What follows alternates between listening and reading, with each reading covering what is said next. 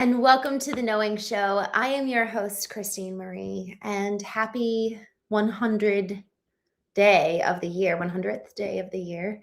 It is lesson 100 that we are leaning into today and going to be studying. And it's wild how fast the year is going. Honestly, it was such a good reminder for me this morning to just pause in my vertical alignment. And I'm planning to do more of that today because I know I need it. So I welcome you as today progresses to just remember, we're not quite, but almost a third of the way through the year. And this is just such a good moment in time to pause and take stock. How am I living this year? How am I leading my life? Am I pleased with where I'm going and where I'm headed? And what needs to alter on my course. I think about reverse engineering. When I wrote my eulogy when I turned 30, it was such a good practice to examine where do I want to be at the end of my life and how do I reverse engineer that to ultimately ensure that I'm building my legacy today to become that person. And the same goes for where do I want to be at the end of this year? And then how do I reverse engineer my way to being able to be at that point by the end of this year and being really proud of where I am. So I am going to start with today's lesson. I'm going to start with just a review of some of the preceding lessons, and then we'll dive into today's. Lesson 61, I am the light of the world. Lesson 62, forgiveness is my function as the light of the world. Lesson 63, the light of the world brings peace to every mind through my forgiveness. Lesson 64, let me not forget my function. Lesson 65, my only function is the one God gave me. Lesson 66, my happiness and my function are one. Lesson 67, love created me like itself. Lesson 68, love holds no grievances. Lesson 69, my grievances hide the light of the world in me. Lesson 70, my salvation comes from me. Lesson 71, only God's plan for salvation will work. Lesson 72, holding grievances is an attack on God's plan for salvation. Lesson 73, I will there be light. Lesson 74, there is no will but God's. Lesson 75, the light has come. Lesson 76, I am under no laws but God's.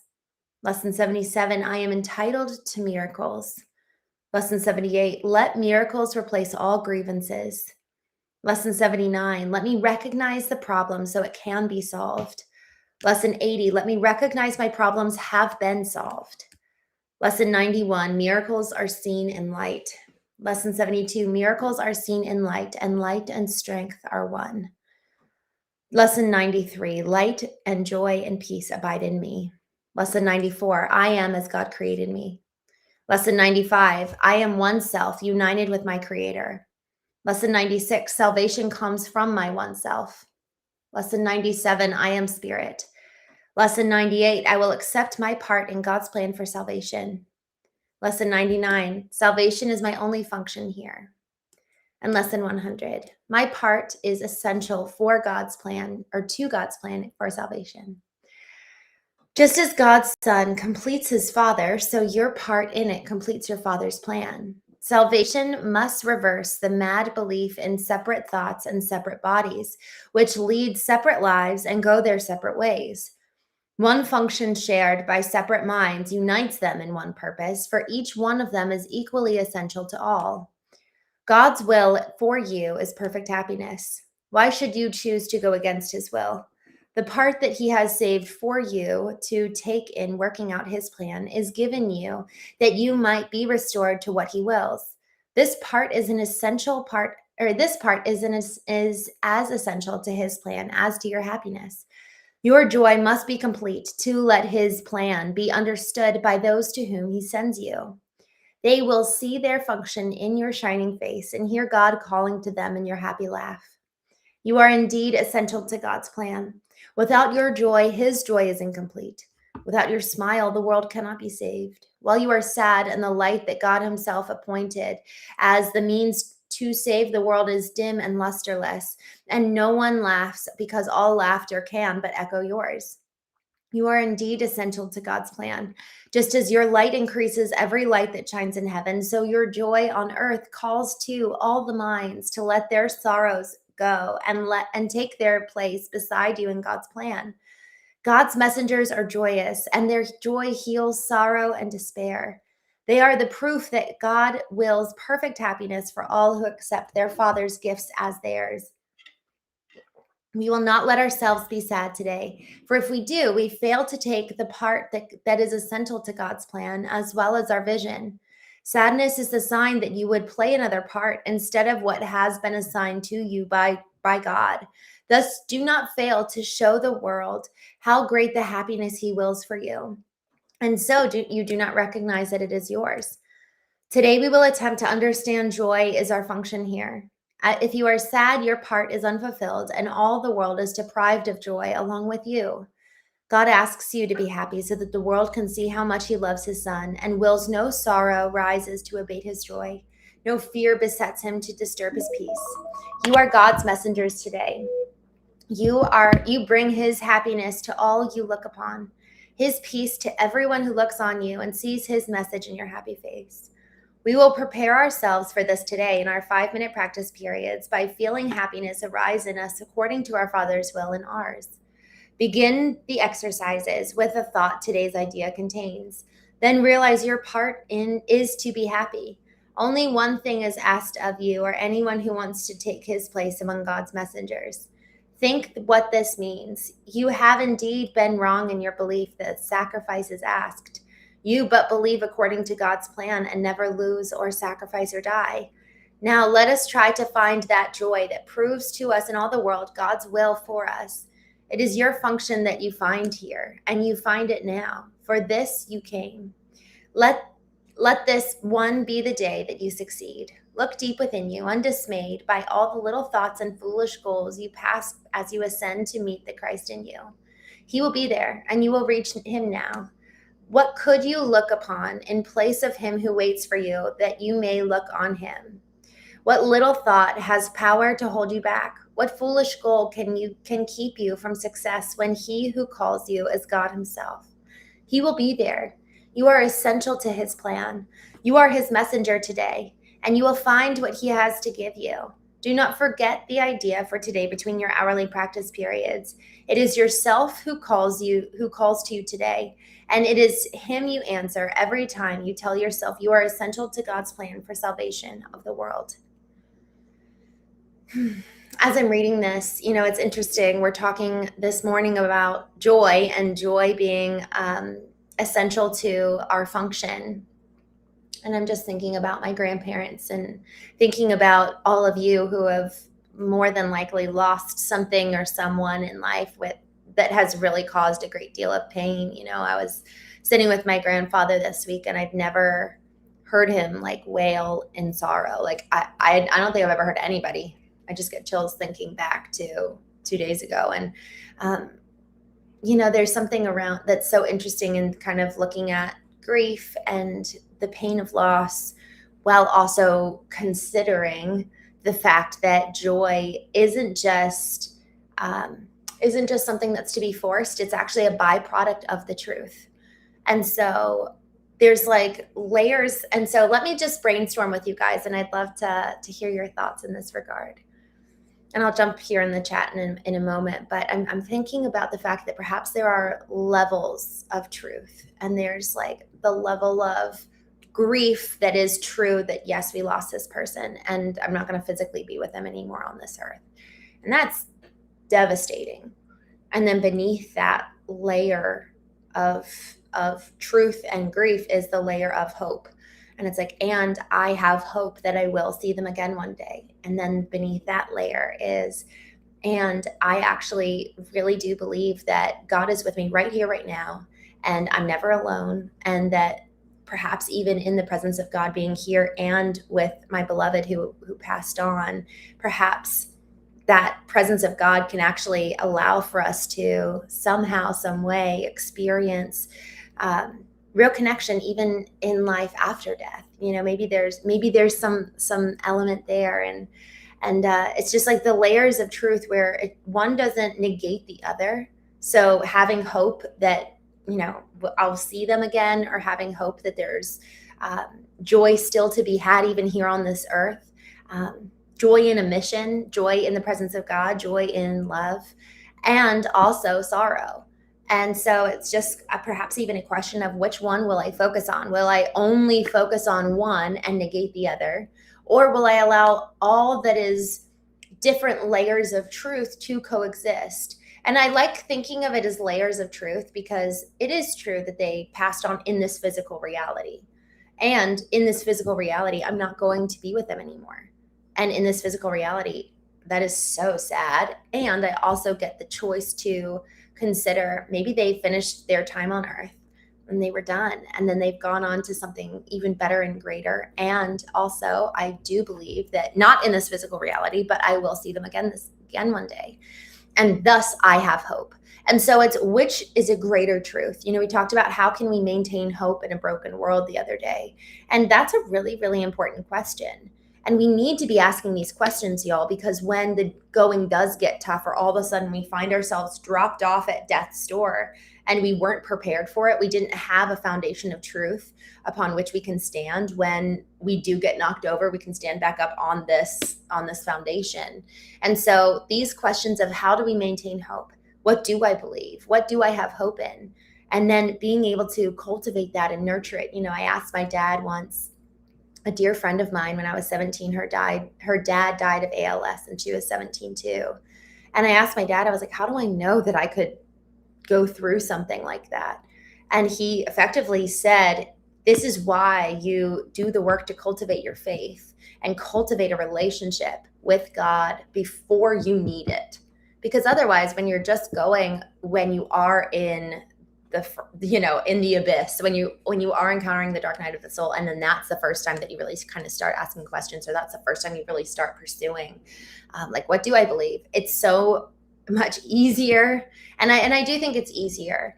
I think it's easier, and at the same time, it's easier to have a semblance of foundation, because then you have something to question rather than just questioning everything. But okay, I have thought about this, cultivated this logically and emotionally. The goal is that when we have these questions around faith and God and spirituality and what's real, we're engaging our intellect, our emotion, our spirit, even our body. I've actually talked with people who are like, I sat there in the pew and was being told something, and it did not sit well. And I just knew that that's not who God is. And so there's the engagement of all of our intelligences that God gave us. Like Jesus even said, love the Lord your God with all your heart, soul, mind, and strength. That is our mind, our physical strength, our body, our soul, our emotions, and our spirit. So we're supposed to be engaging every faculty of our being when it comes to engaging with some of these questions around what's true and what's the higher and greater truth than even here in this physical world. And so to this point, I've been thinking about my Uncle Tim a lot over the last couple of days as we've just been preparing for the funeral and grieving with my mom and grandparents and his kids and his wife. I've been thinking about how he was such an intellect. He was or intellectual. He had a law practice and was brilliant, and he was a mystic. In addition to that, he was a priest at his local parish, and just a brilliant and beautiful soul, because he allowed for both parts that often seem to come into conflict. He allowed for both parts to coexist. He allowed for the questioning of faith and the spiritual realm, and also allowed for the intellect to come under submission to what his spirit knew. And so as we're talking about my part is essential for God's plan, or to God's plan for salvation, there's a semblance of, okay, am I going to engage my mind to question, to query, but then also can I submit my mind to that which is greater than me and bring my mind, body, soul, spirit into submission and allow for something greater to be kind of the naysayer in my life. And so as we're talking about A Course in Miracles these mornings, as I've been prompted and reminded by my Uncle Tim and the way that he lived his life, I just encourage all of us to be willing to ask some of these hard questions around what's real, who is God, and why is joy important?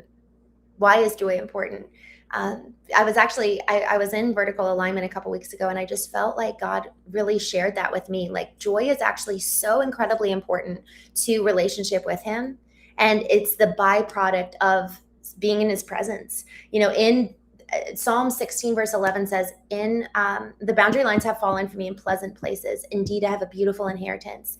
And then there's another verse that says, in your presence is fullness of joy. And so as we're looking at and examining today's lesson, where joy is a mark of knowing God, you know, it one sense, it kind of repulses me in one sense, because I've always thought, oh, there's a burden, there's a sacrifice, there's a like, oh, woe is me kind of thing. We have to follow God. And that's kind of how it was modeled for me growing up in one of our churches that we attended. It was just kind of like the pain of the cost of following God. And there was a lot of focus on that. And yet the more I've come to know God, the more I've seen just how much there's joy. There's joy, and really actually he wants that for us. And I think that that's a really beautiful thing. And there's vulnerability in joy.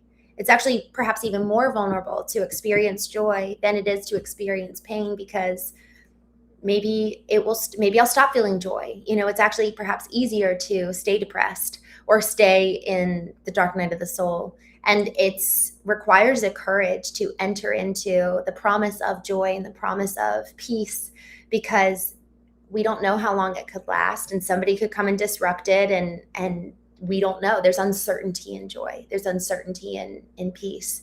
And so for us to lean into that and allow for that to be filled, for us to be filled with the joy and peace and light that God offers us and wants us to have, we actually need to, and it kind of requires us to be vulnerable and say, yes, I'll receive that. And perhaps even in that process, we're saying, I actually can't experience that kind of peace by my own doing, because now I'm no longer being.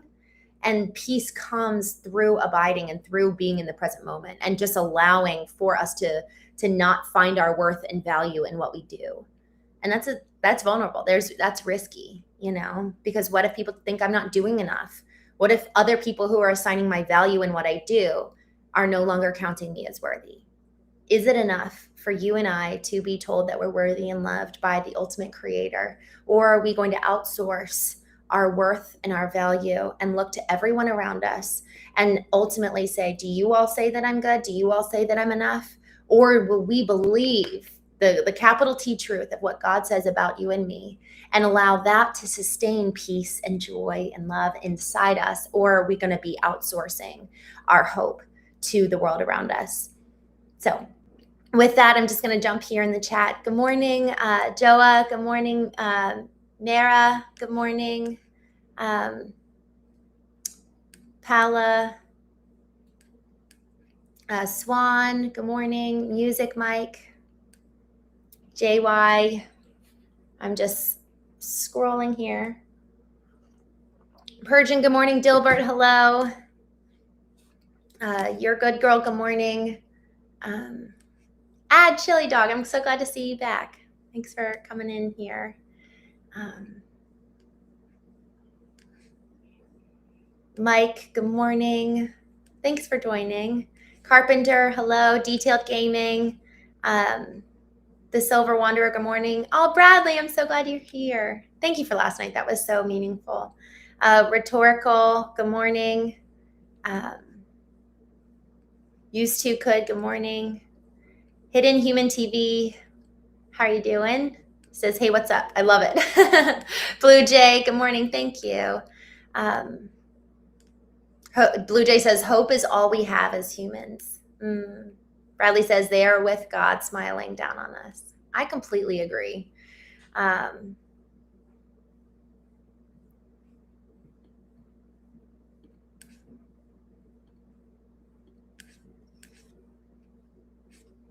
Just scrolling down.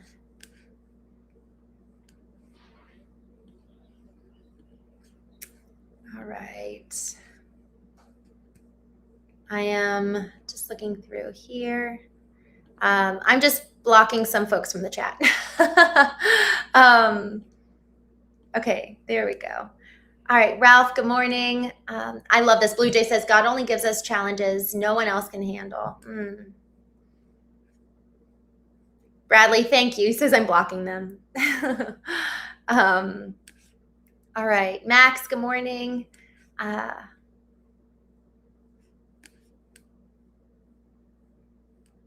Just scrolling through the chat. Crash Cup, good morning.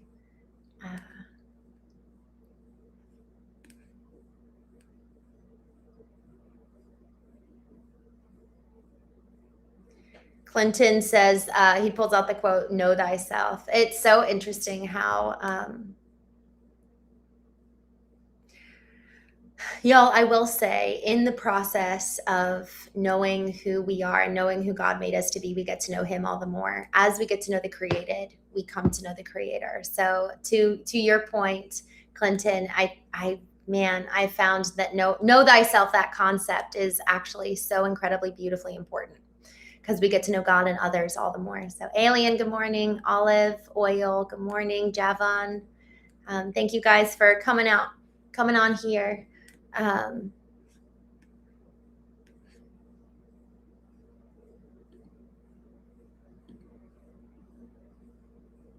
Jesus Leon says, good morning. Yes, you start to know God. It brings you joy and peace in your life. Blake, thank you. I really appreciate you saying that. That was so kind. All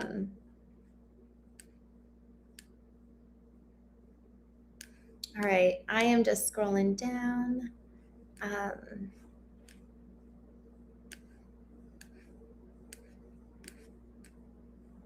Oh, I love that. Ashk says, joy is the nature of God. He wants us to know this true joy. That is so beautifully said. Joy is the nature of God. So beautiful. Rich Bass, good morning from sunny Oregon. I love it. I've been to Oregon only once, and it was just stunning. It was so, so, so beautiful. Just scrolling down. Abraham, good morning. Jerry Lewis, good morning. Y'all, thank you so much for joining. I know that for those of you who have been in the chat and kind of trying to work through how do we maintain the integrity of the conversation there, we are going to be launching the Knowing Community in the next couple of days, which I'm super excited, and I think that will help kind of protect the chat. So we're going to be, I'm working through that, and also we're going to be launching the community here pretty soon, and I'm super, super excited. For those of you who missed, Bradley was our guest last night, and we just had a whole conversation around how to start fresh. How do we kind of restart our lives in so many ways? And there was just a lot of what we covered that was really, really meaningful. And it was the first time somebody from our community came on and shared. And so I'm excited to do more of that. And frankly, I'm really excited to just continue to grow with you, because the conversations that we're having really stimulate growth and change in many different areas. We were talking about knowing God and loving God requires the activation of our heart, soul, mind, and strength. And it really encompasses every part of us. But we need to actually know those parts of us in order to then activate them and engage with God, with the world around us, with ourselves. And so coming to know our intellectual intelligence, emotional intelligence, spiritual, physical intelligence, and knowing how to harness and leverage those so that we really can be wholehearted and live holistically. Every part of us is engaged. That's the goal of the Knowing Show, is that we learn how to cultivate all of what makes us human, especially in an AI world. This conversation has never been more important. Who are we? And how do we love well? And how do we live well and create lives that man are in alignment with what we are called to do and why we're here in the first place? So with that, I hope you all have a wonderful day. I will be back online. I'm planning for 8:30 p.m. tonight. I've been with family the last couple of days, just given the death in our family. And so my schedule has been a little funky. So planning for 8:30 p.m. But if that changes at all, I will let you guys know. But as of right now, hopefully I'll see you at 8:30 p.m. Otherwise, I'll see you tomorrow morning back here, 9 a.m. Eastern, and we will go through lesson 101 in A Course in Miracles. So with that, have a wonderful day, and I will see you soon.